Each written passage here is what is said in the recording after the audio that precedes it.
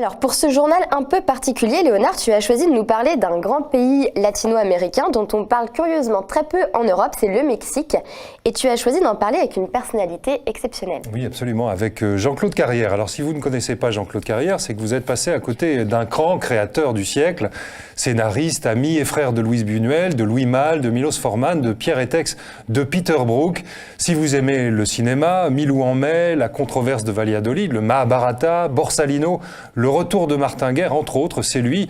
Et aussi Viva Maria, cette improbable comédie d'aventure avec Brigitte Bardot et Jeanne Moreau, c'est lui aussi.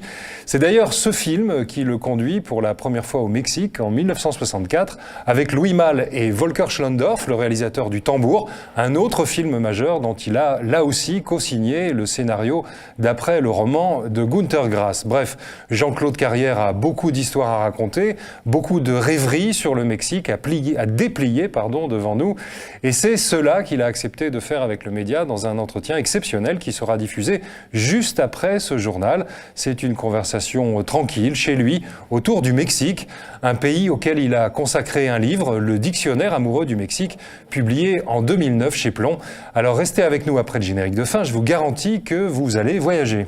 Alors Léonard, tu voulais nous parler du Mexique aujourd'hui, c'est qu'il s'y passe en ce moment, cette année, des choses très intéressantes. Oui, cette année. Et le 1er juillet prochain, pour être exact, il y a une élection présidentielle au Mexique. Une élection présidentielle qui est présentée dans les grands médias du monde entier comme un événement dangereux. Allez savoir pourquoi.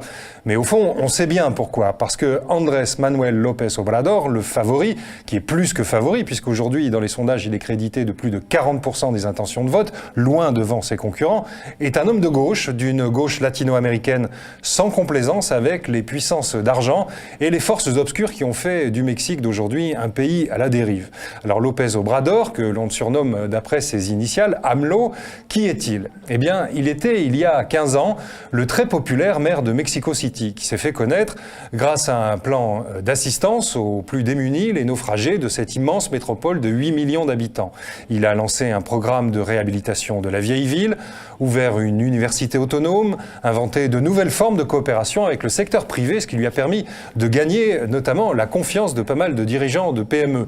Et c'est fort de son succès qu'il s'est déjà présenté en 2006 à l'élection présidentielle, une élection qui lui a été tout simplement volée avec la complicité de pas mal de monde, de tous ceux en tout cas qui voyaient l'arrivée d'un homme comme lui à la tête de l'État comme un danger pour leurs intérêts. Donc bien sûr les puissants cartels du narcotrafic, mais aussi les patrons de presse et les industriels. Malgré ces protestations pacifiques et malgré l'évidence, malgré sa proclamation symbolique comme chef de l'État, il a été contraint de céder pour éviter de précipiter le pays dans la violence politique. En 2012, rebelote, López Obrador échoue à se faire élire. Le vieil et improbable parti révolutionnaire institutionnel, le PRI, revient au pouvoir avec, aujourd'hui, un bilan consternant. Alors cette fois, le 1er juillet prochain, avec la disqualification générale de la classe politique, les magouilles permanentes, les ententes entre corrompus, les manœuvres de ses adversaires, et sans doute aussi grâce à elles, au fond, López Obrador semble bel et bien en route pour la présidence, car la classe politique mexicaine, il faut le dire, est totalement nécrosée. L'ancien parti social-démocrate a quasiment fusionné avec le parti de la droite catholique. Quant au PRI, le parti qui a dirigé le Mexique pendant 70 ans, il est lourdement disqualifié, avec un président sortant qui n'a quasiment que des catastrophes et des fiascos à son actif, au point qu'il se dit à Mexico que le PRI pourrait retirer son candidat et soutenir le candidat de la droite. Bref, si rien ne vient saboter le processus électoral, AMLO a de grandes chances de l'emporter à la tête de l'organisation neuve qu'il a fait naître et qu'il a baptisé le Mouvement de Régénération Nationale, le Morena, et qui a constitué autour d'elle une coalition de partis de gauche appelée « Ensemble, faisons l'histoire ». Alors, bien sûr, ça ne plaît pas à tout le monde dans ce coin du continent, suivez mon regard, notamment vers Washington, où Donald Trump ne cache pas son mépris pour le Mexique et les Mexicains, et au-delà de Donald Trump, tout l'appareil stratégique américain qui a besoin de réaffirmer son hégémonie dans son arrière-cour. Alors, devinez ce qu'on a brandi pour disqualifier López Obrador, notamment dans la presse américaine. Alors, je cite dans l'ordre, « AMLO est un agent des frères Castro à Cuba. Son projet est le même que celui de Nicolás Maduro au Venezuela, qui serait même son marionnettiste officiel. Et mieux encore, il est un pion du Kremlin et de la Russie de Vladimir Vladimir Poutine, qui fomente un mauvais coup en insérant dans la belle et pure société mexicaine les tentacules de ces fake news. Bref, vous connaissez la chanson. Mais AMLO prend tout cela pour ce que c'est vraiment, une minable plaisanterie. Dans une petite vidéo qu'il a diffusée sur Internet, il s'est même moqué de ses détracteurs, observant la mer dans l'attente, disait-il, de l'irruption d'un sous-marin russe chargé d'or pour financer sa campagne.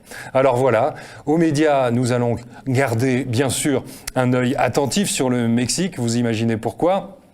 En attendant, je vous engage à regarder après ce journal mon entretien avec Jean-Claude Carrière. Pour entrer, et tenez-vous bien, dans le monde tragique et magique de cet immense pays qu'est le Mexique, cette terre qui est bordée par 2 océans où l'on trouve des montagnes enneigées et des plaines tropicales, une terre mangée par les jungles et les déserts, le pays de Zorro et de l'improbable empereur Maximilien, héritier du trône d'Autriche, envoyé régner là-bas en dépit du bon sens par Napoléon III et qui sera finalement fusillé par des soldats républicains.